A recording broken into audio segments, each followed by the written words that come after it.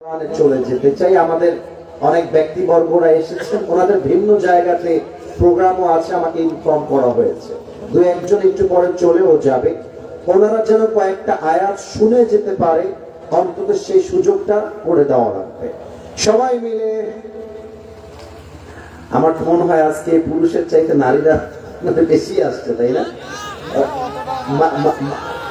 আচ্ছা, কিন্তু মা বোনদের জায়গা কি আছে? প্যান্ডেল ভরে গেছে। আরে বললেই হবে নাকি? আমার মা বোনেরা এসেছে, জায়গা পায় নাই, বাহিরে দাঁড়িয়ে আছে। আল্লাহ তুমি প্রত্যেকটা মা বোনকে খাদিজা রাদিয়াল্লাহু তাআলা আনহার মতো চরিত্রবান নারী হিসেবে কবুল কর। পড়না আমিন। টিপটা দেখেছেন, এবার আমিনের কোনো জোর নাই। আরে মিয়া জোরে সোরে বলেন সবাই আমিন। আচ্ছা, স্লোগান দিয়ে আমরা তাফসীরে চলে যেতে চাই। সবাই মিলে একটু কাশি দেন। গলা ঠিকঠাক আছে সবার? আমার আব্বা জান যারা এসেছেন, আমার মাথার তাজ, আমার কলিজার টুকরা, দেখা যাক স্লোগানটা সবাই মিলে দিতে পারে কিনা। নতুন স্লোগান দিব আজকের এই মাহফিলে। যদি আপনারা আওয়াজ না দেন তাহলে বগুড়ার সম্মান কিন্তু প্রশ্নবিদ্ধ হয়ে যাবে। এখানে মিডিয়া তো মনে হয় 15-20টা আছে, ক্যামেরা একদম চোখ করে আমার দিকে তাকায় আছে। সাউন্ড হবে এমন জোরে যেন প্রমাণ হয়ে যায় বগুড়া সোলপুর কোনো কাপুরুষের সন্তান নয়, সব পুরুষের সন্তান আমার সামনে বসে আছে। যেহেতু নতুন স্লোগান, তাফসীর মাহফিলে বেসিক্যালি এই ধরনের স্লোগান দেওয়া হয় না বললেই চলে। অনেকে আবার দিতেও ভয় পায়, কিন্তু আমার বুকের পাটা একটু বড় তো, তাই আমি ভয় একটু কম পাই। এই জন্য আমি ভয় তো পাই না। আপনারা কি ভয় টয় পান নাকি কেউ? ভয় আমার, আমি শিখাই দিচ্ছি, কাউকে এখন স্লোগান দেওয়া লাগবে না। আমি জাস্ট শিখাই দেওয়ার জন্য 1 মিনিট সময় নিচ্ছি। আমি বলবো লিল্লাহি তাকবীর, আপনারা বলবেন আল্লাহু আকবার। আমি বলবো দিল্লি না ঢাকা, আপনারা বলবেন ঢাকা ঢাকা।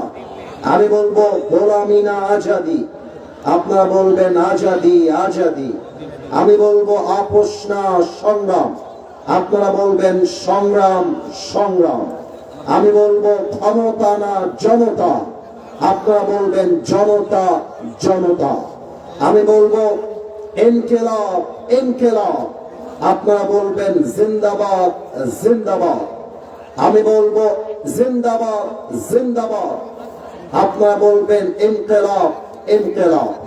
আমি বলবো দিয়েছি তো রক্ত, আপনারা বলবেন আরো দেব রক্ত। আমি বলবো রক্তের বন্যায়, আপনারা বলবেন ভেসে যাবে অন্যায়। আমি বলবো আমার ভাই কবরে, আপনারা বলবেন খুনি কেন বাহিরে। আমি বলবো খুনি কেন বাহিরে, আপনারা বলবেন আমার ভাই কবরে। আমি বলবো নারে তাকবীর, আপনারা বলবেন সবাই মিলে আল্লাহু আকবার। দেখা যাক আওয়াজটা আসলে বীর পুরুষের মতো আসে নাকি সব বিড়ালের বাচ্চাগুলো আমার সামনে বসে আছে, তার প্রমাণ এখনই পাওয়া যাবে। সবাই একটা কাশি দেন ফার্স্ট অফ অল। আমি 1 থেকে 3 গুনছি, এমপি সাহেবরা সহ যেন প্রস্তুত থাকে। আর আমাদের বগুড়ার এমপি মানে এমপি নয়, বগুড়ার এমপি মানে আমাদের মাটির মানুষ, আমাদের কলচার মানুষ সবাই, ঠিক কিনা বলেন? আমি 3 গুনছি, রেডি হয়ে যান। 1 2 3। নারে তাকবীর। দিল্লি না ঢাকা, গোলামি না আজাদি, আপোষ না সংগ্রাম। আপনারা আওয়াজটা আমাকে দিতে পারেন নাই, এদিকে ঠিকঠাক এইদিকে ঠিকঠাক। ওই ডানের ভাইরা তওবা করে আসছে, হুজুর যাই বলে যাক, কিয়ামত হয়ে গেল আমাদের জবান খুলবে না। দেখা যাক। আপনারা খেয়াল করবেন যে স্লোগানটা দিবে না তার ভিতরে দেশপ্রেম কম আছে, কারণ আমাদের প্রত্যেকটা কথার সাথে আমাদের দেশপ্রেম লুকিয়ে আছে, ঠিক কিনা বলে?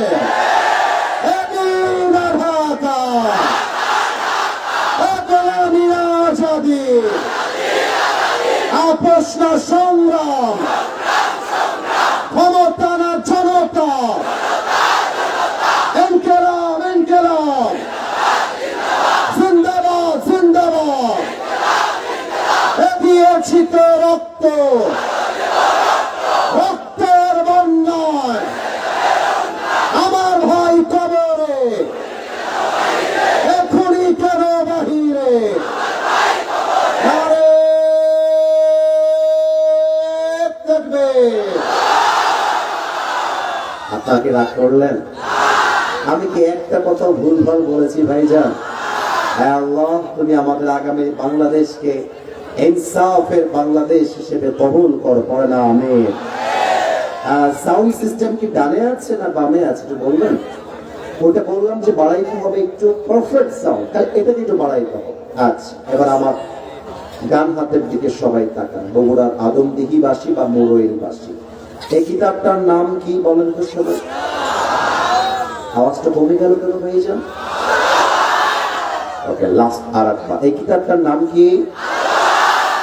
আল কোরআন। আমি অধম আপনাদের সামনে তাফসীরকে রিপ্রেজেন্ট করবার জন্য কোরআনুল কারীম থেকে সূরাতুন নাহলের 89 নাম্বার আয়াত তেলাওয়াত করেছি। আমি তেলাওয়াত করব, তর্জমা করব, সোজা তাফসীরের গভীরে যাওয়ার জন্য আপ্রাণ চেষ্টা করব এবং সবাইকে আবদার রাখবো মোবাইল ফোনের ভিডিও করা বাদ দিয়ে তাফসীরে মনোযোগী হওয়ার চেষ্টা করব। আর কেউ যদি ভুলেও উঠে যাওয়ার চেষ্টা করে, নিজ দায়িত্বে লুঙ্গিটা টান দিয়ে ধরে বসায় দেওয়া লাগবে। তবে খেয়াল রাখবেন লুঙ্গি যেন খুলে না যায়। আসুন আমরা কোরআন থেকে তাফসীর শুরু করি বগুড়াবাসী। আউযু বিল্লাহি মিনাশ শাইতানির রাজীম। ونزلنا عليك الكتاب تبيانا لكل شيء وهدى ورحمة وبشرى للمسلمين. الله أكبر. Allah says in this ayah, I have sent this Quran which is explaining everything in this world. আপনার সাউন্ড 100 পারফেক্ট, আর কমাবেন না আর বাড়াবেন না। আল্লাহ তাআলা বলছেন, আমি এমন একটা কিতাব দিয়েছি মানব জীবনে যা দরকার এমন কোন কথা নাই যা আমি আল্লাহ তাআলা এই কোরআনে নাজিল করে দেই নাই। তাও তো সুবহানাল্লাহ কইতে পারলেন না এখনো। আজকে আমি যদিও বা একটি নির্দিষ্ট আয়াতের তাফসীর থেকে শুরু করব, তবে আল্লামা দেলোয়ার হোসেন সাঈদী রাহমাতুল্লাহি আলাইহি তার জীবনের সর্বশেষ মাহফিল তিনি বগুড়ায় যেটা করে গেছিলেন, আমি কালকে বসে বসে ওয়াজটা শুনছিলাম। কলিজা আমার জুড়ায় গেল। এত সুন্দর ওয়াজ একটা মানুষ কেমনে করতে পারে? এত মারাত্মক মারাত্মক কথা। আর আমি দেখলাম বগুড়ার মানুষগুলো চাতক পাখির মতো আল্লামা সাঈদীর দিকে তাকায় আছে। ওয়াজ চলছে তো চলছে, চলছে তো চলছে। আমার কেন যেন মনে হলো বগুড়ার মাহফিলে যদি আল্লামা সাঈদী ফজরের নামাজ পর্যন্ত ওয়াজ করতেন, বগুড়ার লোক কেউ উঠে বাসায় যেত না। এত চমৎকার তার কথা। উনি বললেন যে উনি একটা সবাইকে প্রশ্ন করলেন, এই প্রশ্নটা আমিও করতে চাই। এই বগুড়াবাসী, এই কোরআনে যে সব কিছু আছে, এই বিশ্বাস কি আমার আপনার সবার আছে? এটা তো বগুড়ার সাউন্ড হইল না। আর একবার, এই কোরআনে যে সব আছে, এই বিশ্বাস কি আমার আপনার আছে? আচ্ছা, আগামীকাল সকালবেলা যদি আপনার বাসায় ডিসি অফিস থেকে একটা চিঠি আসে, আল্লামা সাঈদী বলছেন, খেয়াল করা, চিঠির ভাষা হচ্ছে ইংরেজি ভাষা। আপনি আসলে বাঙালি হওয়ার জন্য আপনি ইংরেজি ভাষার অর্থটা বোঝেন না। এখন সকালবেলা চিঠি আসলো কই থেকে জানতে পারলেন, এটা হচ্ছে বগুড়া জজ কোর্টের চিঠি, হাইকোর্টের চিঠি অথবা ডিসি অফিসের চিঠি।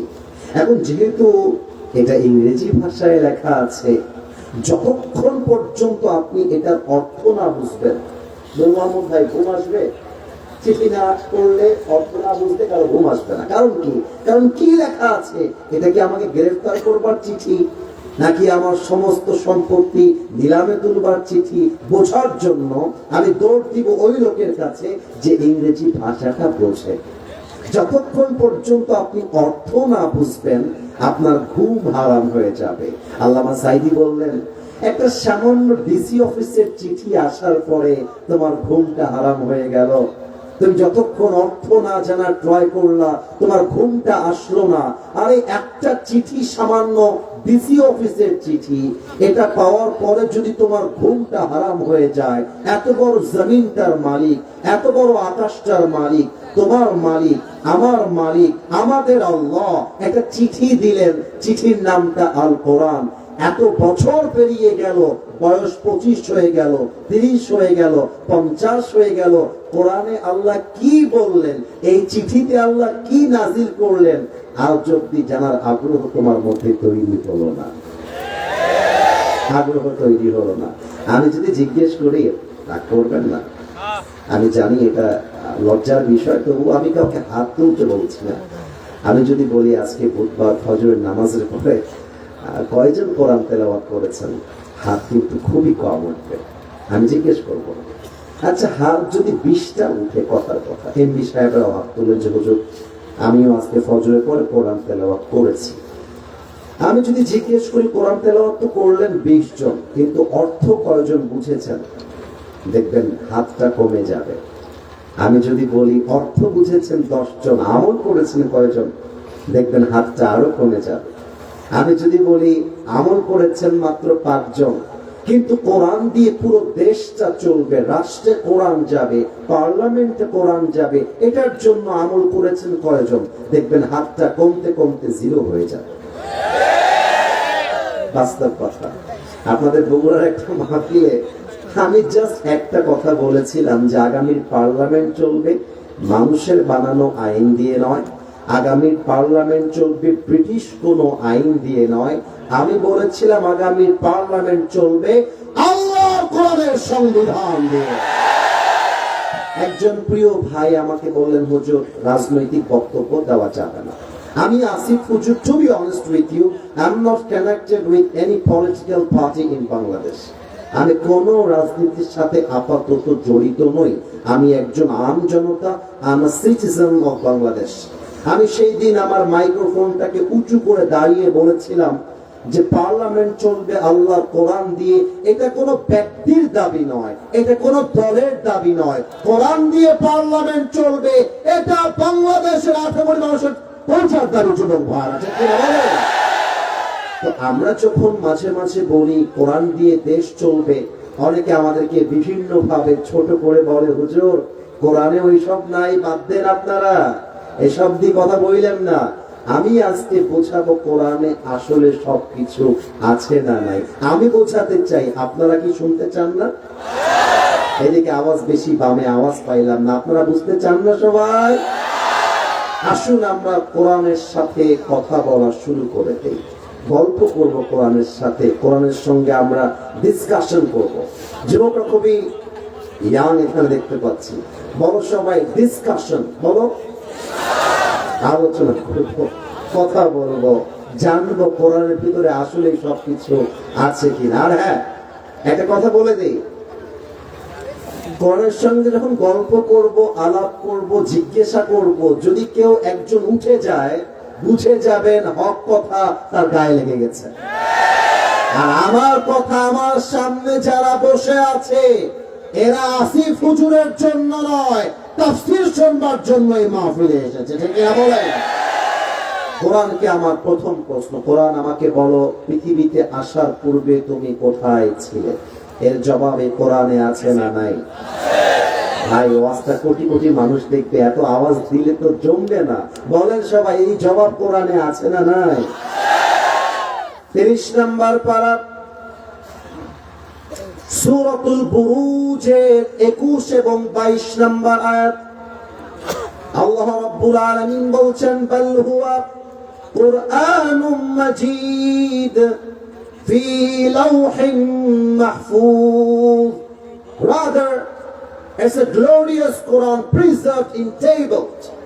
আল্লাহ বলছেন এই কিতাবটাকে আমি আল্লাহ তাআলা দুনিয়াতে পাঠাবার পূর্বে আরশে আজিমে আমার লৌহে মাহফুজে সংরক্ষণ করে আল কোরআনকে রেখে দিয়েছিলাম। তাও তো সুবহানাল্লাহ কইতে পারলাম না।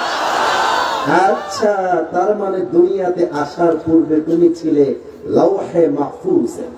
আচ্ছা কোরআন, তুমি বলো তো তোমাকে নাজিলটা কে করলো? আমাকে জবাব দাও তো। এই জবাব কোরআনে আছে না নাই?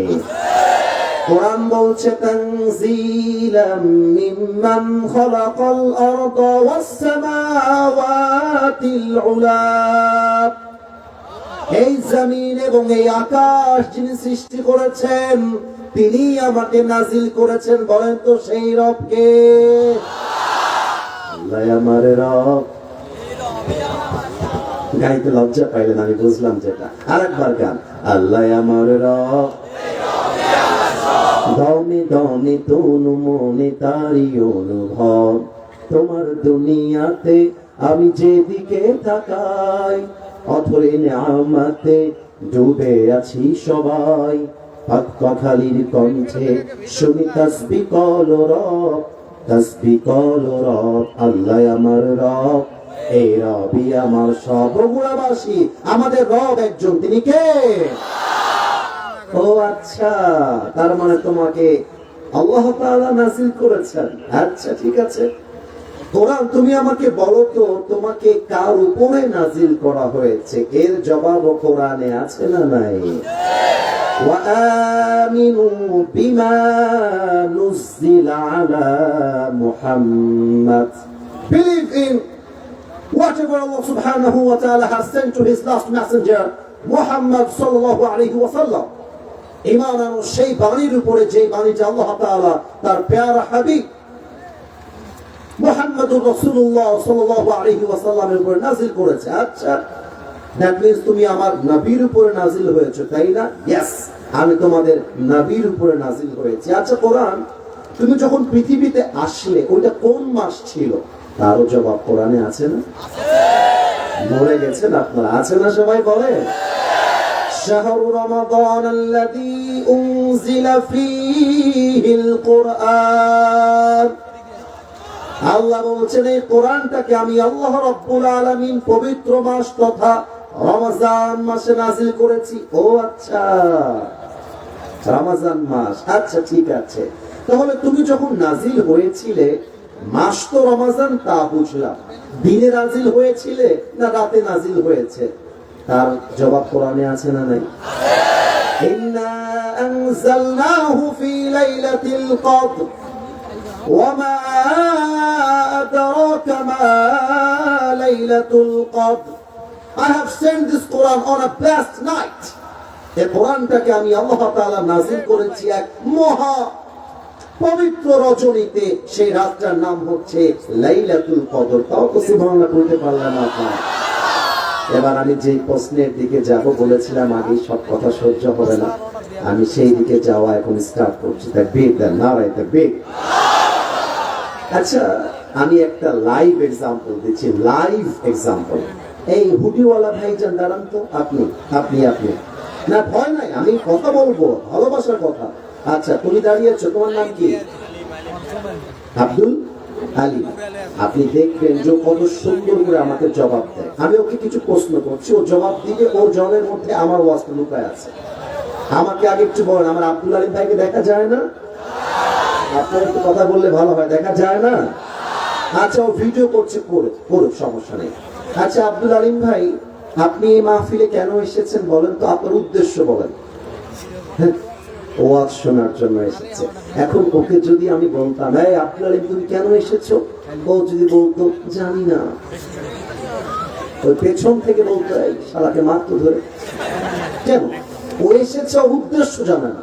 তার মানে যে যেখানে যাবে, আমি কিন্তু হাসির জন্য বলে নাই, আই এম টু সিরিয়াস, যে যেখানে যাবে তার সেখানে যাওয়ার পেছনে একটা উদ্দেশ্য আছে না নাই? আব্দুল আলিম বসে পড়ো। এবার কোরআন, তুমি যে আমাদের কাছে এসেছো, নাজিল হয়েছো, তোমার মিশনটা কি? তোমার ভিশনটা কি? তোমার উদ্দেশ্যটা কি? আমাকে বলো। কোরআন বলছে কিতাবুন আনজালনাহু ইলাইকা লিতুখরিজান নাসা মিনাল যুলুমাতি ইলান নূর। I have sent this Quran to lead the mankind. Hey, তোর বউ পাবি না,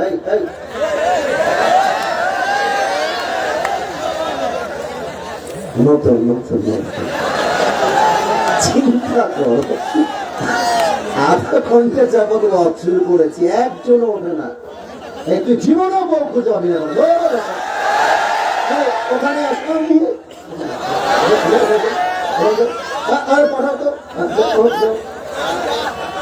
কত বড় সাহস, চিন্তা করেন। আমি আয়াত তেলাওয়াত করতেছি, লাভ দিয়ে ওই দিকে গেছে। যার বাড়িতে বউ নাই তার তো যাওয়ার কোনো প্রশ্নই নাই। যুবক ভাই, I have sent this Quran to lead the mankind out of darkness into the light. আমি কোরআনটা নাযিল করেছি আমার একটাই উদ্দেশ্য। এই উদ্দেশ্য কে বলছে? দিয়েছি তোমরা জানো। কোরআনটা আমি আল্লাহ এই জন্য দিয়েছি যাতে করে জাহান্নামী মানুষগুলোকে আমার নবী কোরআন দিয়ে জান্নাতি মানুষ বানাতে পারে। তাও তো সুবহানাল্লাহ বলতে পারলাম না। আচ্ছা, আপনাদের কাছে যদি পকেট চেক করা হয়, কারো ফোনের নাম হবে ভিভো, কারোটা হবে ওপো, কারোটা হবে রিয়েলমি, কারোটা হবে আইফোন। আমার কথা কি ভুল বললাম না ঠিক বললাম? আপনারা একটু বললে ভালো হয়, কথা ভুল বললাম না ঠিক বললাম বলেন। আমি যদি বলি যে ভাই তুমি আইফোন ইউজ করো কেন, লাভটা কি? বলবে হুজুর আইফোনটা খুবই স্মুথ কাজ করে। আচ্ছা তুমি রিয়েলমি ইউজ করো কেন? বলছো হুজুর গেম খেলা যায় ভালো করে। আচ্ছা বাবা তুমি যে এই যে তোমার ওপ্পো ফোনটা নিয়েছো কেন নিয়েছো?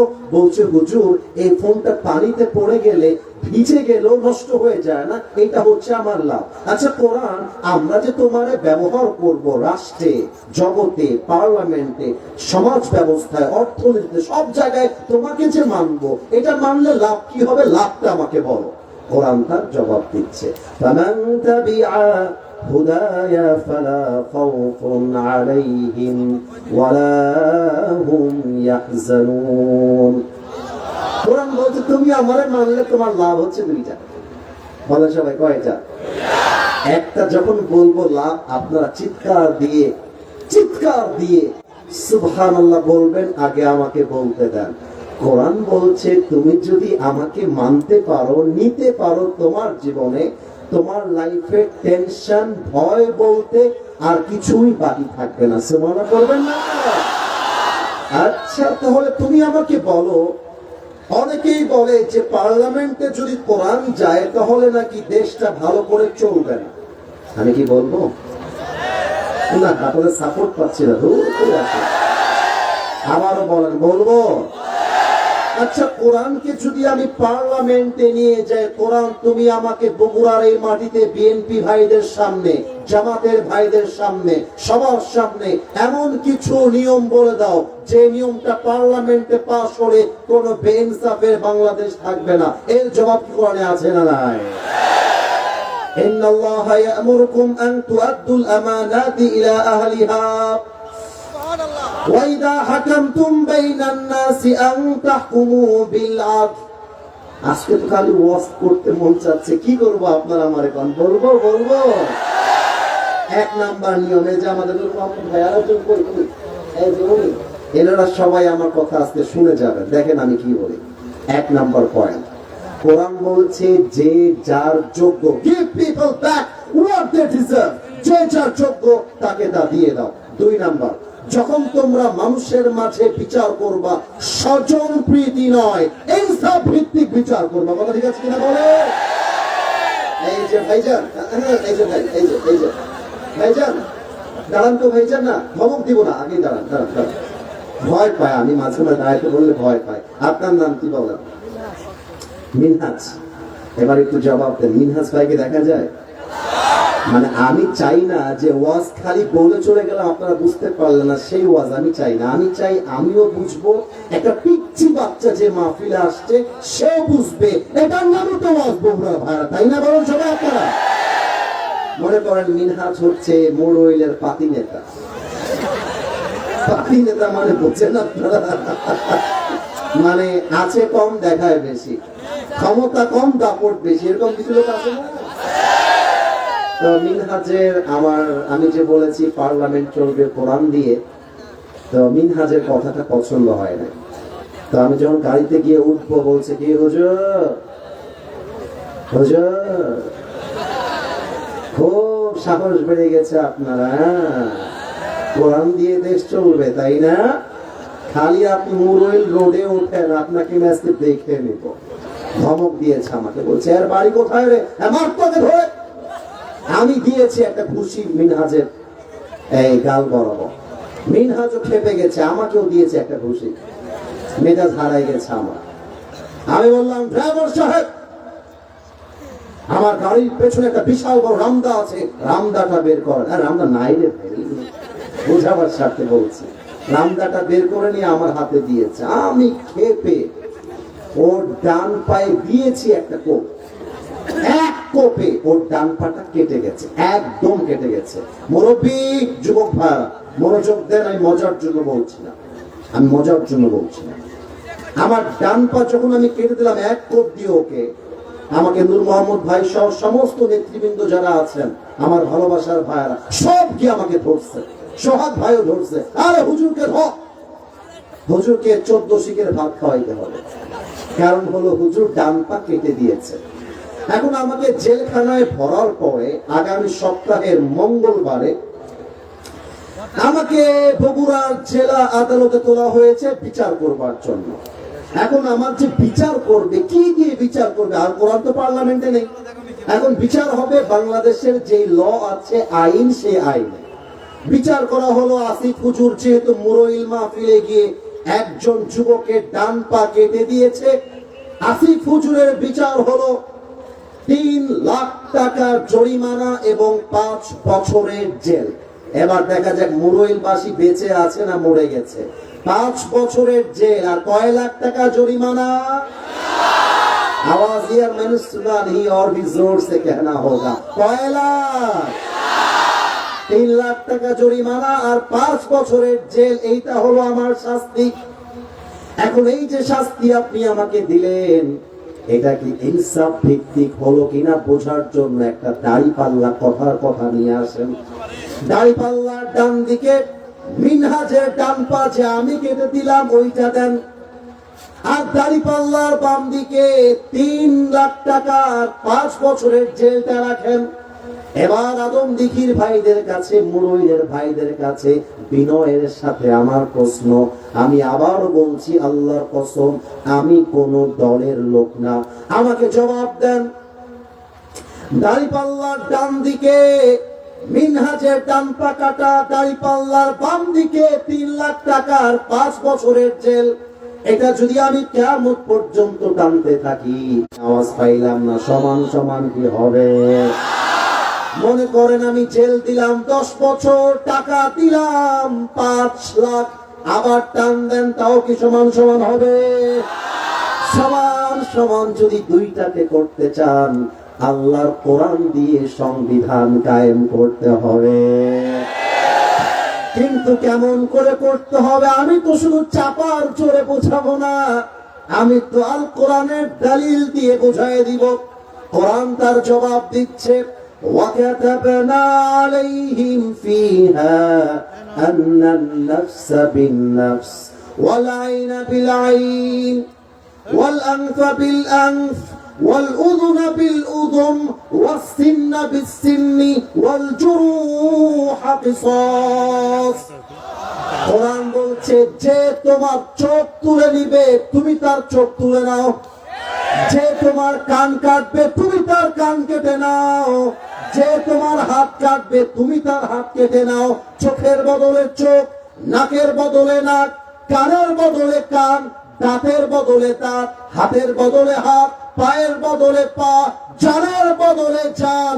আর এটার নামই তো আল্লাহর কোরআনের সংবিধান।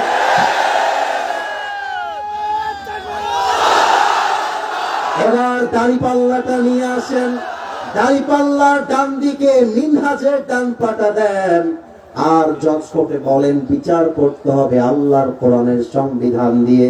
বিচারক বলবে কোনো কথা নাই, আসিফ হুজুর ডান পা কেটেছে, তোমরা আসিফ হুজুরের ডান পা কেটে দাও। এবার দাড়িপাল্লা নিয়ে আসেন, দাড়িপাল্লার ডান দিকে মিনহাজের ডান পাটা দেন, আর দাড়িপাল্লার বাম দিকে আসিফ হুজুরের ডান পাটা কেটে দেন। এবার টান দেন, দেখেন দুইটা সমান সমান হয়ে গেছে। ওমান হাকামা বিহি আদালা। এই কোরআন দিয়ে যে বিচার করবে সেই তো ইনসাফ ভিত্তিক বিচার করতে পারবে, আর কোরআনকে যে মাইনাস করবে সেই তো দুর্নীতি করবার সুযোগ খুঁজে পেয়ে যাবে। আর একটা এক্সাম্পল দিব, লাইভ এক্সাম্পল। নূর ভাই, আপনি একটু আমার কাছে আসেন। আমি কিন্তু সবাইকে ভালোবাসি, নূর মোহাম্মদ ভাইকে রাখলাম কারণ উনি একটু যুবক টাইপের। এদিকে আসেন, দাঁড়ান, আপনি আমার কাছে দাঁড়ান।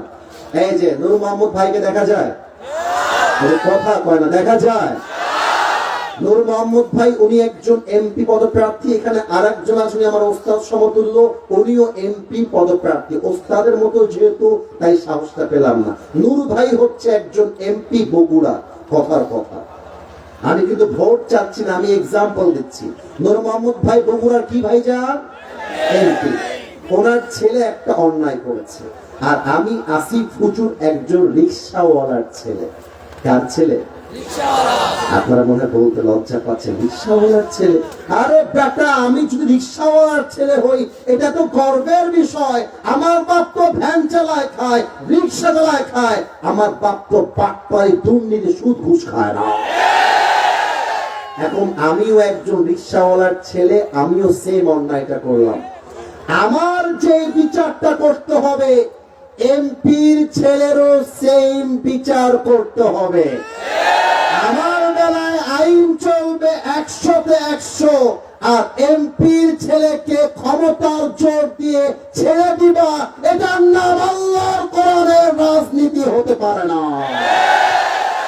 মাহমুদ ভাই বসেন, আমাকে ভুল বললাম আর ঠিক বললাম? আচ্ছা, এবার আমাকে দিয়ে উদাহরণ দিয়ে, আমি একজন এমপি। এবার তো রাগ করবেন মনে হয়। আমি একজন এমপি বগুড়া, মনে করেন এই বগুড়ায় কিছু ব্রিজ আছে না? আচ্ছা, আরো সহজে বোঝাই, বগুড়ায় কি আমাদের হাইওয়ে রোড আছে না? মনে ভাবতেছেন হুজুর মনে হয় এমপি হয়েই যাবে না। আমি উদাহরণ দিচ্ছি, এই যে মুরইল যে হাইওয়ে রোডটা একদম নওগাঁ রাজশাহী সব যাওয়া যাবে। মনে করেন এই রাস্তাটা ভেঙে গেল, কথা বোঝার চেষ্টা করেন, ভেঙে গেল।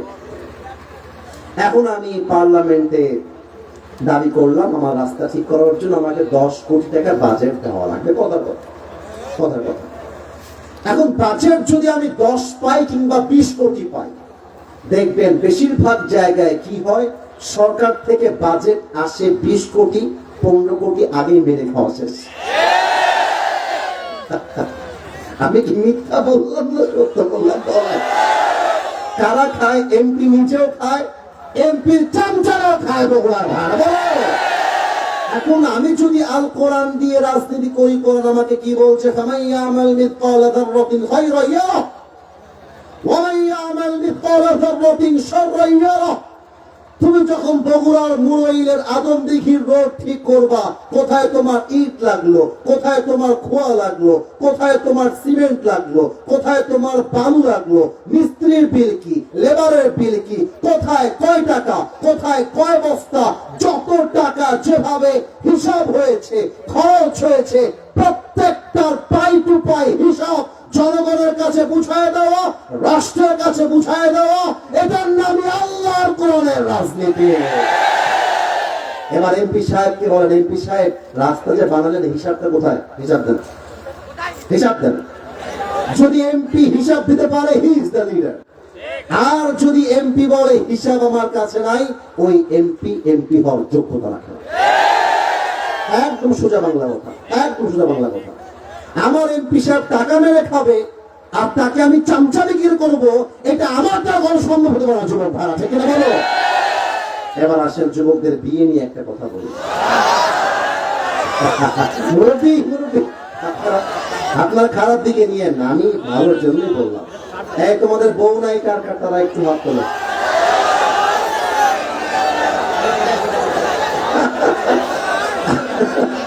আপনাদের কারো বউ নাই? এখানে আব্দুল মুহিত তালুকদার বিএনপি প্রার্থী, মোহাম্মদ আবু তাহের জামাত ইসলাম প্রার্থী, তৌহিদুল ইসলাম বাংলাদেশ খেলাফতে মজলিস মনে হয়, তাই না? আপনারা মিয়া পার্লামেন্টে যাওয়ার আগে লিখে দিবেন, ভোটের আগে, আমাকে যদি ভোট দিয়ে জিতাইতে পারো, কারো বউ বাড়ি ছাড়া বাড়ি হবে না। প্রত্যেকটা বাড়িতে বউয়ের দরকার। যুবক ভাড়া ঠিক না? অনেক মায়েরা এসেছে, আমি কোনো উল্টা পাল্টা কথা বলতে চাই না। আসলে আজকালকার মেয়েরা বিয়ের সময় আসলে চরিত্র দেখতে যায় না, টাকা দেখে বিয়ে করে। আর কি বলবো দুঃখের কথা, অনেক মেয়ে আছে দেখবা টাকা পাইলে ভুড়িওয়ালা টাকলা মাকলা কিছুই দেখে না, এরকম মেয়ে নাই? আচ্ছা তোমরা, আমি একটু মাইকটা হটাচ্ছি, মুরব্বীরাও বলবেন। আমি যে দাড়িটা দেখেছি আমার মুখে, একটু সবাই এক নজর, আমি এতক্ষণ দেখতে বলি নাই, এবার দেখেন আমাকে দাড়িটা আনস্মার্ট লাগতেছে? এই যে কথা কয়, আনস্মার্ট লাগতেছে? আমাকে দেখে কি অসুন্দর লাগতেছে? অনেক মেয়ে আছে দেখবেন বিয়ের সময় দাড়িওয়ালা দেখলে এদের গায়ের মধ্যে জ্বালা পোড়া চুলকানি শুরু হয়ে যায়, আছে না? আপনারা একটু আমার কথা বোঝার চেষ্টা করবেন। আমি জানি আমার এই কথা এখন সবাই হাসবে, কি করব, বলতে তো আমাকে হবেই। যেই মেয়েদের দাড়িওয়ালা দেখলে পছন্দ হয় না, এদেরকে ধরে এনে বিটিএস এর হিজড়ার সঙ্গে বিয়ে দিয়ে দেওয়া লাগে। আর যেই মেয়ের দাড়িওয়ালা পছন্দ হয় না, সে তো আমার বাড়ির বউ হওয়ার যোগ্যতাই রাখে না। আর যে আমাকে দাড়ির জন্য বিয়ে করতে চায়, সেই তো আমার বাড়ির বউ হওয়ার যোগ্যতা রাখে। কোরআন বলছে ইয়াকুনু ফুকারা আইয়ুগনিহিমুল্লাহু মিন ফাদলি, তোমরা যদি গরীব থাকো, হ্যাঁ কথাকে বলে না, I'm not making fun here, okay? একদম কথা বলবো না। শোনো ভাই, আমরা একটা কথা বলি, মজার জায়গায় মজা, ঠিক আছে, কিন্তু আমি তো এখন কোরআনের আয়াত তেলাওয়াত করছি। আচ্ছা আমি যে মজা করি মাঝে মাঝে, আপনারা ফেসবুকে দেখেছেন না? আচ্ছা আমি তো ওয়াজ করছি একদম কাটায় কাটায় 10:30 to 11:30, 1 ঘন্টা। আমি এখানে কয়টা মজা করছি আপনারা বলেন? সমস্যা তোকে বললাম, আমি এদিকে কোনো ধমক দেয় না, আমার ভালোবাসা। আমি এখানে বেশিরভাগ মানুষকে চিনি না, 2-3 জনকে চিনি। মিডিয়ার ভাইদের সমস্যা হচ্ছে এত কথা কোরআন থেকে বললাম, রাষ্ট্র নিয়ে বললাম, সমাজ নিয়ে বললাম, এগুলো আপলোড দিবে না। ওই যে একবার বলবো যুবকদের বউ দরকার, ওইটা আপলোড দিয়ে রেখে দেবে। সবাই হাসতেছে, আপনার হাসলেন কেন? 1.5 ঘন্টা ওয়াজ করলাম কোরআনের কতগুলো যা। আচ্ছা আপনারা আমার একদম রাজ সাক্ষী, আমি এই পর্যন্ত কমপক্ষে 10 থেকে 15টা আয়াত তেলাওয়াত করেছি। তাহলে বেশি হবে আমি জানি, বাট আমি তো সাক্ষী চাই, করেছি করি নাই বলেন? কালকে দেখবেন এগুলো ভাইরাল হবে না। আমি যদি মাহফিল শেষে একটা প্রশ্ন করি, হুজুর আমি আমার খালাতো বোনকে বিয়ে করতে চাই, কালকে ভাইরাল হয়ে যাবে। তার মানে কি, বাঙালি ভালো কথা চায় না, ফালতু কথা বাঙালি দেখতে চায়, ঠিক কিনা বলে? এই জন্য আমার কথা এখন হাসবেন না, আই এম ভেরি সিরিয়াস। আল্লাহ বলছে তোমরা জাস্ট সামান্য কিছু সামর্থ্য তৈরি করে হালাল ভাবে বিয়ে করে নাও, আমি আল্লাহ তোমাকে বরকত দিব, এটা আমি আল্লাহর গ্যারান্টি। তাও তো সুবহানাল্লাহ কইতে পারলাম না। এখানে অনেক বাবা বসে আছেন, আমি আপনাকে একটা তথ্য দিয়ে যাই আব্বাজান, আপনার মেয়ে আপনার আড়ালে বগুড়ার মমইন পার্কে প্রেম করে বেড়ায়। যদি বিশ্বাস না হয় কখনো শুক্রবারে গিয়ে দেখবেন, যত মেয়ে পার্কে প্রেম করে তার 80% বোরকাওয়ালায় প্রেম করে বেড়ায়। আচ্ছা আমাকে বলেন তো, আমার প্রিয় নবীজির যতগুলো পুত্র সন্তান, এই বেঁধে গেলে হবে না, বুঝে উত্তর দেওয়া লাগে, বেঁধে গেলে হবে না। নবীর যত ছেলে সন্তান ছিল, কেউ কি দুনিয়াতে বেঁচে ছিল? উত্তর সঠিক, কিন্তু ভয় পেয়েছেন। ভয় নাই, উত্তর সঠিক হয়েছে। দুনিয়াতে কোনো পুত্র সন্তান নবীজি বেঁচে ছিল? ছিল না। এবার যে প্রশ্নটা করবো আব্বারা খুব উত্তর দিবে, দেখেন যুবকদের চাইতে বেশি। বলেন তো, আমার নবীজি একজন মেয়েকে সবচেয়ে বেশি আদর করতেন, তার নাম কি? মা ফাতেমা রাদিয়াল্লাহু তাআলা আনহা। 3 নাম্বার প্রশ্ন। আচ্ছা বলেন তো, ফাতেমা রাদিয়াল্লাহু তাআলা আনহা একজন বীর পুরুষকে বিয়ে করেছিলেন, সেই বীর পুরুষটার নাম কি? আলী রাদিয়াল্লাহু তাআলা আনহু। মাশাআল্লাহ, উত্তর পেয়েছি কিন্তু সবার থেকে পাই না, এই জন্য আরেকবার বলবো। বলেন সেই স্বামীর নাম কি? রাদিয়াল্লাহু তাআলা আনহু। আচ্ছা আমি যদি কোরআনকে বলি, কোরআন আমার সামনে হাজার হাজার কাফের, কিন্তু আমি বললাম একা, আমি ইসলামকে ভালোবাসি। তুমি কি আমাকে এমন কোন সলিউশন দিবা যেটা জানার পর আমি হাজার হাজার কাফেরকে নিমিষেই হারায় দিব? এই সলিউশন কোরআনে আছে না নাই? وَمَن يَتَوَكَّلْ عَلَى اللَّهِ فَهُوَ حَسْبُهُ. Whoever Trust in Allah subhanahu wa ta'ala. Allah is sufficient for him. যে ব্যক্তি সুখে দুঃখে বিপদে আপদে যুদ্ধে আল্লাহকে ভরসা করতে পারে, আল্লাহ একাই তার জন্য যথেষ্ট হয়ে যায়। তাও তো সুবহানাল্লাহ কইতে পারলেন না আপনারা সবাই। তার প্রমাণ শহীদ ওসমান হাদি।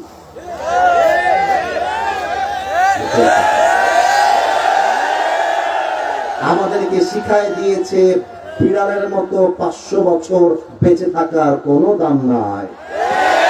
আর বাঁচতে হলে সিংহের মতো 1 ঘন্টা আমরা বাঁচতে চাই। বড় বীর আমি চির উন্নত মম শির, শির নেহারি আমারই নত শির ওই শিখর হিমাদ্রির। বড় বীর বড় মহাবিশ্বের মহাকাশ পাড়ি, চন্দ্র সূর্য গ্রহ তারা ছাড়ি, ধুলক তুলক গোলক ভেদিয়া খোদার আসর আরশ ছেদিয়া উঠিয়াছে চির বিস্ময় আমি বিশ্ববিধাত্রী। বড় বীর আমি চির উন্নত শির। দেখতে বলে আপনারা কি লাইভ ধরেছেন? এখানে দেখা যায় তাই? ও আচ্ছা আচ্ছা আচ্ছা, সাউন্ডটা একটু বাড়ান তো, সবাই একটু হাত তুলুন। Everybody raise your 2 hands. মাশাআল্লাহ, সবাই কেউ যেন বাদ না যায়। মাশাআল্লাহ, আপনার লাইটটা বন্ধ করে ফেললে এখন ভালো হয়। হয়েছে, মাশাআল্লাহ হয়েছে, সুন্দর ফুটেজ আসছে আপনাদের। সবাই একটু আমার সাথে ওয়াদা দেন, বলেন সবাই হুজুর। এত আস্তে বললে হয় না, বলেন হুজুর। আচ্ছা, আপনাদের ওয়াদা দেওয়ার আগে আমি একটা কথা বলে দিই। হাতটা একটু এভাবে রাখতে এভাবে। আমি সোহাগ ভাইকে বলেছি, ভাইজান আমি কিন্তু 1 ঘন্টা, সব জায়গায় 1 ঘন্টার নিয়ম, 1 ঘন্টা পার হয়ে গেছে, বাট আমি চাই এখানে নিয়ম দিয়ে না, ভালোবাসা দিয়ে হিসাব হবে। আপনারা কি চান সবাই মিলে? আমি যদি 1 ঘন্টা পার হওয়ার পরে আর কয়েকটা কথা বলি, আপনারা শুনবেন সবাই? সোহাগ ভাইয়ের ইচ্ছা হচ্ছে আগে মাহফিল শেষ হবে এবং তিনি চান সবাই মিলে আমরা ফজরের নামাজটা জামাতে পড়বো। রাজি আছেন তো ইনশাআল্লাহ? তাহলে আমাকে একটা ওয়াদা দেন, বলেন আসিফ হুজুর। আরে মরা রে, বলেন সবাই আসিফ হুজুর। আমরা বগুড়ার সোলপুর আপনাকে ওয়াদা দিলাম, আজ আমরা দোয়া না করে কেউ বাড়িতে যাব। হাতটা উঁচু করে বলেন সবাই না, আর জোর সে বলো না, বলেন সবাই আওয়াজ দিয়ে ইনশাআল্লাহ। অনেক যুবক আছে দেখবেন নামাজের সময় নামাজে ডাকলে বলে হুজুর আমার প্যান্ট খারাপ, আমি যেতে পারবো না। আর আমি সত্য কথা বলতে দ্বিধাবোধ করবো না। অনেক মেয়ে আছে এখানে, যে মেয়েগুলো বোরকা পরেই টিকটকে নেচে বেড়ায়, অনেক মেয়ে আছে। ইভেন অনেক মেয়ে আছে বোরকা পরে এমন ভাবে হাঁটে, কিন্তু ভেতরের চরিত্র হচ্ছে উপরে ফিটফাট, ভেতরে পুরোটাই সদর ঘাট। সব মেয়েকে সব যুবককে আমরা এক পাল্লায় মাপি না। আপনারা খেয়াল করেছেন কিনা আমি জানি না, আজকে যুবকরা চাতক পাখির মতো ওয়াজ শুনে প্রমাণ করে দিয়েছে বগুড়ার মাটি এটা ইসলামের ঘাটে। ছোট্ট একটা গল্প মনে পড়ে গেল তাফসীরের মাঝে, বলা যাবে নাকি যাবে না? এদিকে পারমিশন পাইনি, বলা যাবে নাকি যাবে না? এক সাপে আর ব্যাঙে ছিল খুব বন্ধুত্ব। সাপ আর ব্যাঙ, বলেন সবাই সাপ আর কে? তো একদিন ব্যাঙ সাপকে বলছে, বন্ধু তোমার চেহারা সত্যি জাস্ট ওয়াও। সাপকে বলতেছে তোমার চেহারা জাস্ট ওয়াও, তোমার যে চাহনি, তোমার যে ফস ফস দেখলে আমার মনটা জড়িয়ে যায়। এই পাম খেয়ে তো সাপ মাশাআল্লাহ ফুলে গেছে, এত প্রশংসা। কিন্তু ব্যাঙ বলছে, বন্ধু তোমার সবই ঠিকঠাক আছে, তবে তোমার একটা বিষয় আমার মোটেও পছন্দ না। সাপ বলছে, কি কি বিষয়? বলছে, বন্ধু তোমার চেহারাও সুন্দর, তোমার চোখ সুন্দর, গলার টোন যে ফস এটাও সুন্দর, কিন্তু বন্ধু তুমি যখন রাস্তায় হেঁটে বেড়াও কেমন যেন সোজা হয়ে হাঁটো না, ত্রিং বিং করে হেঁটে বেড়াও। তো এই জিনিসটা আমার ভাল লাগে না। তো বন্ধু বলতেছে, সাপ বলতেছে, বেয়াদব, এত বড় সাহস, তুই আমার বদনাম করছেন না। এই কথা বলে ব্যাঙ দিয়েছে একটা লাফ, গিয়ে পড়ছে পুকুরে। এখন সাপ যে ফস করে উঠছে, পাশে ছিল এক রাখাল। রাখাল বলতেছে, কে রে ফস করলো? তাকায় দেখে সাপ। আর মাশাআল্লাহ রাখালের হাতে ছিল বিশাল বড় এক লাঠি। বিসমিল্লাহ বলে যাই সোজা হয়ে গেছে। এখন বলছি কি ব্যাপার বন্ধু আমার সোজা হইল কেমন? দৌড়ে গেছে। এখন গিয়ে দেখতেছে বন্ধু আর জিন্দা নাই, বন্ধু মরে ভূত হয়ে গেছে। তো বন্ধুর কানে কানে বলছে, বন্ধু সেই সোজা আপনি হইলেন, তবে ফেনা থাকতে আর সোজা হইতে পারলেন না, ফেনা বের হয়ে সোজা হইলেন। যেই যুবকরা বলো হুজুর আজকে ওয়াজ শোনার টাইম নাই, নামাজ পড়ার টাইম নাই, দাড়ি রাখার টাইম নাই, আগামীতে ভালো হব বেটা। তুমি ভালো হবা ঠিকই, তবে তোমার ভালো হওয়া সেদিন হবে যেদিন তুমি 3.5 হাত মাটির কবরে দাফন হয়ে যাবে। আল্লামা ইকবাল লিখেছেন, হুয়ে না মোর বেনিশা कैसे कैसे ये सभी खा गई नौजुआ कैसे कैसे, ये जगह जी लगाने की दुनिया नहीं है, ये इबारत की चाहे तमाशा नहीं है। तुझे पहले बचपन ने बरसों खिलाया, जवानी ने फिर तुझको मजनू बनाया, अजल तेरा कर देगी बिल्कुल सफाया। मेरे दोस्त ये जगह जी लगाने की दुनिया नहीं है, ये इबारत की जा है तमाशा नहीं है। वमल हयातुद दुनिया इल्ला मताउल गुरूर। This life of this world is nothing more than play and entertainment. কোরআন আমাদেরকে বলছে এই দুনিয়ার জীবনটা চাকচিক্যতা ছাড়া, ধোঁকা ছাড়া আর কিছুই হতে পারে না। ঠিক কিনা বলে? পরের জায়গা পরের জমিন ঘর বানায় আমি রই, আমি তো সেই ঘরের মালিক নই। একটা কলি গাবেন, তোমার দিকে আমরা চলে যাবো সবাই মিলে। একটু কাশি দেন। দেখা যাক আপনারা প্রাণ খুলে গাইতে পারেন কিনা আমার শেষ আবদার। সবাই মিলে যা পারেন তাই গাবেন। পরের জায়গা পরের জমিন আমি তো সেই ঘরের মালিক নই। ঠিক কিনা বলো? সেই ঘরখানা যার জমিদারি, আমি পাই না তাহার হুকুম জারি, আমি পাই না জমিদারের দেখা, আমি পাই না জমিদারের দেখা, মনের দুঃখ কারে কই, আমি তো সেই ঘরের মালিক নই।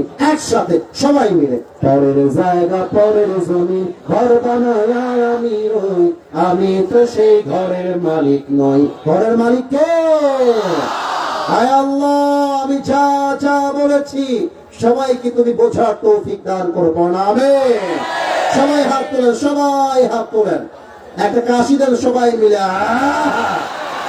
আমি 2টা ওয়াদা করাবো আল্লাহর সাথে। হাতটা এভাবে উঁচু করতে হবে না, এইভাবে রাখেন যেন আপনাদের হাতটা ব্যথা না হয়ে যায়। আরে আপনারা আমার ভালোবাসার মানুষ, আপনাদের ব্যথা লাগা মানে আসিফ হুজুরের ব্যথা লাগা, তাই না ভাইজান?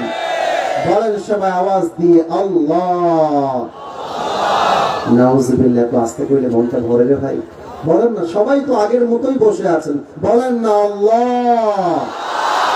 আরো জোরে কন না, ও আমার আল্লাহ, তোমার শাহী দরবারে দিল থেকে, জোরে কন, দিল থেকে ওয়াদা দিলাম। এই বাচ্চারা, এই বাচ্চারা, এই মাদ্রাসার বাচ্চারা বসো। একদম ওখানে মাদ্রাসার বাচ্চারা উঠেছে, বসো ওখানে, বসো ওখানে, বসে যাও, বসে দেন তোদেরকে। আমরা দোয়ার আগে কাউকে উঠতে দেব না। আমার দিকে তাকান সবাই। দিল থেকে তওবা করছি। এই ড্রোনটা খুব সাবধানে রেখো। হ্যাঁ, আমার এই যে এখনো ঘাড়ে ব্যথা, আপনারা মনে দেখেন নাই? আজীব কথা, কই আসলাম রে ভাই, সবাই সবকিছু দেখেছে। ওই ড্রোনটা আমার ঘাড়ে লাগছে, এত ব্যথা, মানে মনে হচ্ছে পুরো ঘাড় কেটে গেছে। আল্লাহ তাআলা বাঁচাই দিয়েছে, বগুড়াতে এই ঘটনা ঘটছে আর কি। তো একটু মেহেরবানি করে যেটা এই উড়াচ্ছেন কন্ট্রোল রাখবেন। বলেন সবাই, দিল থেকে তওবা করলাম। ও আল্লাহ, আল্লাহ নামের মধ্যে মায়া আছে, ডাকেন না, ও আল্লাহ তুমি আমার তওবা কবুল করে নাও। বলেন সবাই আমিন। 2 নাম্বার ওয়াদা, বলেন আল্লাহ। সাউন্ডটা আর একটু বাড়ান ভাই, সাউন্ডটা বাড়ান। বলো আল্লাহ, আমি মুরইলের মাটি থেকে তোমাকে ওয়াদা দিলাম। এটা আস্তে বললে দোয়া হবে না, বলেন ওয়াদা দিলাম। আমি সবাইকে দেখতে পাচ্ছি, আবার বলেন ওয়াদা দিলাম। ও আল্লাহ, ও আমার আল্লাহ,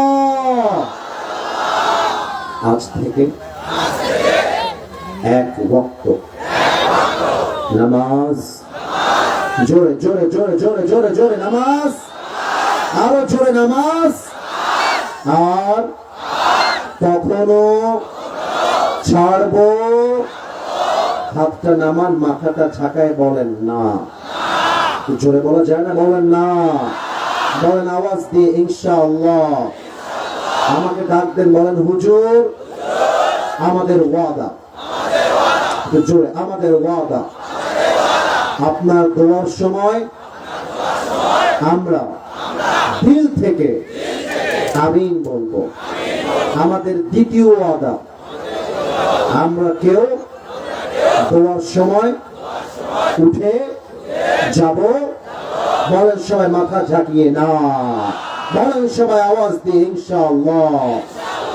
এটা না বললে গতি নেই, কারণ একটা মাহফিল আমি স্টেজ ভেঙে নিচে পড়ে গিয়েছি, ওই দোয়ার সময় সবাই স্টেজে উঠে আসছে, এই পাশ দিয়ে লাফ দিয়ে উঠে আসছে। আজকে এখানে মাশাআল্লাহ ব্যারিকেড দেওয়া আছে। সেই দিন নীলফামারীতে মাহফিল ছিল, স্টেজ থেকে নামার পরে মানে কি বলবো, 10,000 লোক যদি একজন লোককে ঘিরে ধরে, ও কি আর বেঁচে থাকে ভাই?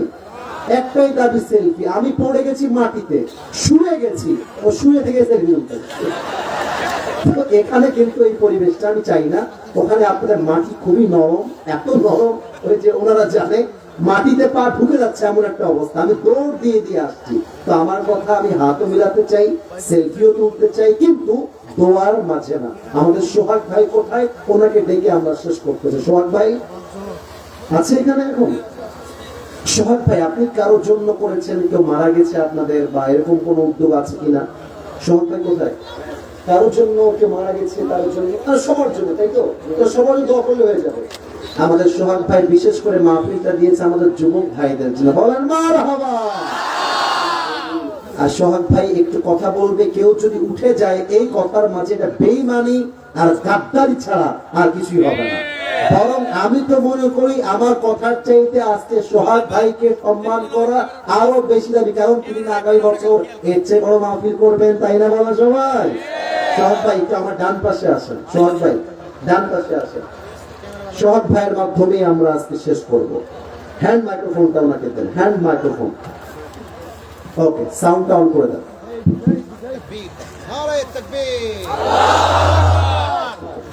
মাশাআল্লাহ, আলহামদুলিল্লাহ।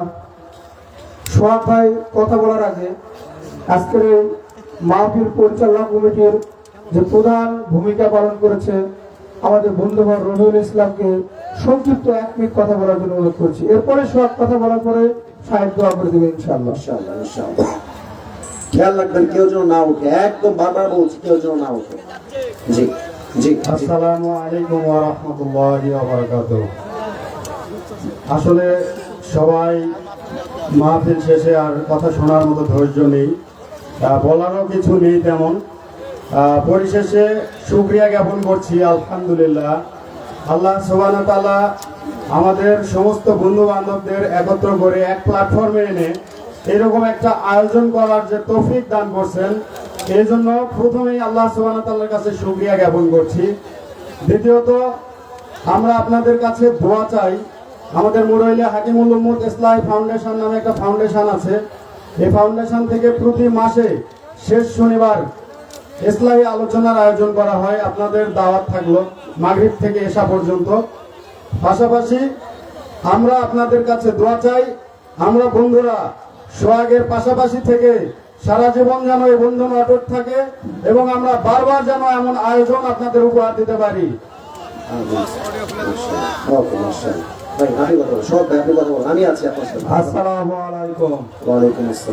আলহামদুলিল্লাহ, আমাদের আজকের এই মাহফিলে আপনাদের সবার সার্বিক সহযোগিতার জন্য আমি কৃতজ্ঞ। আলহামদুলিল্লাহ, আপনাদের এমন সহযোগিতায় যেন আমি আগামী বছর আরো বড় পরিসরে করতে পারি ইনশাল্লাহ। সবার কাছে আমি দোয়াতে সংক্ষিপ্ত কথা বলা শেষ করছি। আলহামদুলিল্লাহ, আসসালামু আলাইকুম। ওয়ালাইকুম আসসালাম। আমাদের সোহাগ ভাই একদম কিছু কথা সীমিত আকারে বলে দিয়েছে। সোহাগ ভাই আপনি এখানে বসে পড়েন। মাশাআল্লাহ, আমরা দোয়া করি আল্লাহ সোহাগ ভাইয়ের এই মহতি উদ্যোগকে তুমি তোমার সন্তুষ্টির ওয়াসিলা হিসেবে কবুল করে নাও। পড়েন সবাই আমিন। এখানে যুবকদের অনেক প্রশ্ন এসেছে। I am avoiding all this questions just because time is too short. আমি জাস্ট একটা কথাই বলবো আব্বা জানদেরকে, আমি আবার কবে আসবো না আসবো একমাত্র আল্লাহ ছাড়া কেউ জানে না। আব্বা জান, আপনি আপনার সন্তানকে রাইট টাইমে বিয়ে দিবেন, এটা আমার আপনার আমি রেখে গেলাম আজকের এই মাহফিলে। 2 নাম্বার আবদার আমি আব্বা জানদের কাছে রাখবো। আব্বা জান, আপনার সন্তান যদি আপনাকে বিয়ের দাবি জানায়, ওকে আপনি লাথি মেরে দূর করে দিয়েন না। আপনার সন্তানকে যদি আপনি বিয়ে না দেন, আপনার সন্তান যত জায়গায় হারাম কাজ করবে প্রত্যেকটা দায়ভার কিয়ামতে আব্বা জানকে বহন করতে হবে। বগুড়ার ভাই, একজন আব্বা জান, আমি বিয়েটাকে সহজ করবেন। আল্লাহ প্রত্যেকটা যুবকদেরকে পরিপূর্ণ হালাল ভাবে যেন বিয়ে করবার তৌফিক দান করে। পরে সবাই আমিন। আলহামদুলিল্লাহি রাব্বিল আলামিন والصلاة والسلام على سيد الأنبياء والمرسلين। এখন প্রায় রাত 12টা বেজে গিয়েছে। আল্লাহ, আমি অধম কোরআন থেকে হাদিস থেকে প্রায় 1.5 ঘন্টার কাছাকাছি কয়েকটা কথা বলেছি। আল্লাহ, ভুলগুলো ক্ষমা করে দিয়ে সবাইকে তুমি সঠিক কথা অনুযায়ী আমল করার তৌফিক দান করে দাও। আল্লাহ, আমাদের সোহাগ ভাই সহ ওনার যে সহযোদ্ধারা রয়েছেন, যারা মাথার ঘাম পায়ে ফেলে বুকের কাঁচা রক্তকে পানি করে এত বিশাল মাহফিল আয়োজন করেছে, আল্লাহ দয়া করে মেহেরবানি করে সকলের শ্রমকে তুমি তোমার সন্তুষ্টির ওয়াসিলা হিসেবে কবুল এবং মঞ্জুর করে নাও। আল্লাহ, আল্লাহ রাব্বুল আলামিন, তোমার এই কোরআনের সব কিছু যে আছে, আমি এটা বলবার জন্য কিছুটা ট্রাই করেছি। এই কোরআন দিয়ে পার্লামেন্ট চললে কেমন হবে তাও বলেছি। এই কোরআন আমাদেরকে কি কি মেসেজ দিয়েছে তাও বলার ট্রাই করেছি। আল্লাহ, আমি যতগুলো আয়াত তেলাওয়াত করেছি, যতগুলো আয়াতের ব্যাখ্যা দিয়েছি, উদাহরণ দিয়েছি, নিশ্চিত হতে পারে আমার কথার মাঝে কোনো ভুল হয়ে গিয়েছে। এই ভুলগুলো এই বগুড়ার মুরুইলবাসীর জেহেন থেকে দূর করে দিয়ে সবাইকে তুমি সঠিক তথ্যগুলো অনুযায়ী আমল করার তৌফিক দান করে দাও। আল্লাহ, আমাদের স্টেজে উপস্থিত ছিলেন বিএনপির ভাইরা, স্টেজে উপস্থিত ছিলেন জামাত ইসলামের ভাইরা, আর রয়েছেন বাংলাদেশ খেলাফতে মজলিসের ভাইরা। আমি অধম সবার জন্য দিল থেকে দোয়া করছি। আল্লাহ, সবাইকে তুমি জাতির নেতৃত্ব দেওয়ার জন্য ইখলাসের সাথে কবুল এবং মঞ্জুর করে নাও। আল্লাহ, বিশেষ করে আমাদের সোহাগ ভাই এত অর্থ ব্যয় করে, দেখে মনে হচ্ছে পুরো এলাকায় ঈদ শুরু হয়েছে। এত সুন্দর আয়োজন আমার প্রিয় ভাই করেছে।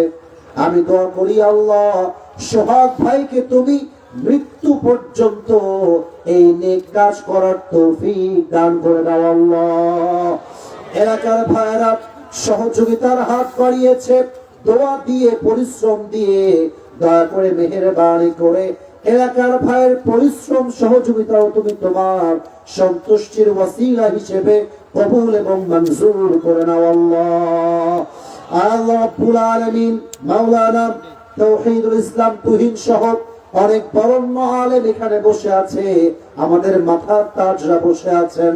আমি অধম, আল্লাহ রাব্বুল আলামিন যে কথাগুলো বলেছি আমার চাইতে ওনারা আরো বেশি জানেন। আল্লাহ, আমি দোয়া করি তোমার শাহী দরবারে এমন ব্যক্তিদেরকে তুমি ইসলামের নেতৃত্বের জন্য কবুল এবং মঞ্জুর করে নাও। আল্লাহ, সর্বশেষ একটা দোয়া করে তোমার শাহী দরবার থেকে বিদায় নিব। আল্লাহ, সেই 10:30 থেকে নিয়ে এখন 12টা বাজে প্রায়, আমি খুব খেয়াল করেছি আল্লাহ, ওয়াজ চলাকালীন কোন ব্যক্তি ডান বাম হয় নাই। এই 1.5 ঘন্টা যাবত এই মানুষগুলোকে ধরে রাখা টাকা দিয়ে সম্ভব না, বিরিয়ানি দিয়ে সম্ভব নয়, কোন প্রকার লোক দিয়ে সম্ভব নয়। এই মানুষগুলো একমাত্র বসে আছে তোমার কোরআনের ভালোবাসা, নবীর ভালোবাসা, ইসলামের ভালোবাসা, আয় আল্লাহ তোমার প্রতি ভালোবাসা।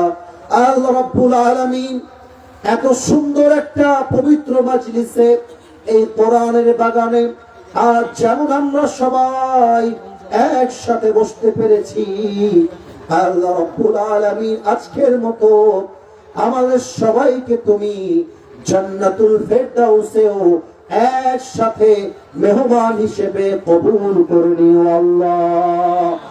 রব্বানা যালামনা আনফুসানা ওয়া ইল্লাম তাগফির লানা ওয়া তারহামনা লানাকুনান্না মিনাল খাসিরিন। ربنا تقبل منا إنك أنت السميع العليم وتب علينا إنك أنت التواب الرحيم سبحان ربك رب العزة عما يصفون وسلام على المرسلين والحمد لله রব্বিল আলামিন। আবার দেখা হবে কোনো একদিন ইনশাআল্লাহ। হ্যালো, মহিলা প্যান্ডেলের যে সকল ভাইরা দায়িত্ব আছে, মহিলা পরে বাড়াবে, আগে ছেলেরা বের হওয়ার পরে মহিলারা বাড়াবে। আর গ্যারেজের নাসর রেডি হয়ে যাও গ্যারেজে। আর আমাদের ভলেন্টিয়ারকে গেটের সামনে সবাই কাছে অনুরোধ করছি, সাহেব নামার পরে সাহেবের সঙ্গে কেউ যেন মুসাফা করতে না পারে সেই রকম প্রোটোকল দিতে চাই আমরা। সাহেবের কষ্ট হোক এইরকম আমরা কেউ ব্যবহার করবো না। সকল ভলেন্টিয়ার ভাইদেরকে স্টেজের সামনে আসার জন্য অনুরোধ করছি।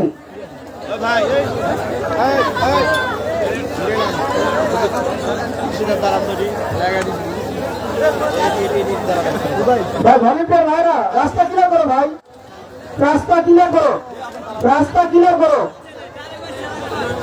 রাস্তা ক্লিয়ার করো। মহিলা পরে বেরোবে, হজরত চলে যাওয়ার পর মহিলা বেরোবে। যুবক ভাইদেরকে দৃষ্টি আকর্ষণ, ভাই তারা ওরা কোনো দরকার নেই ভাই, এখানে হ্যান্ডশেক করা বা হুজুরকে কষ্ট দেয় না ভাই। আমরা এতক্ষণ হুজুরের কথা শুনলাম, হুজুরের কষ্ট করে কেউ চাই নাকি? কখনো চাই না সাহেবের কষ্ট হোক।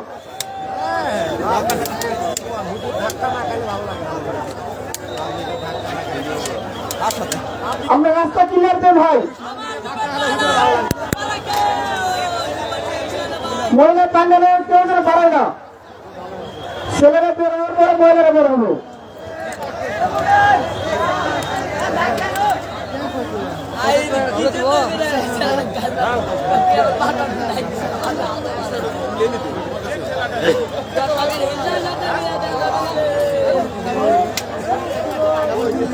ভাই বিছনাকে উঠে না নিয়ে যায়,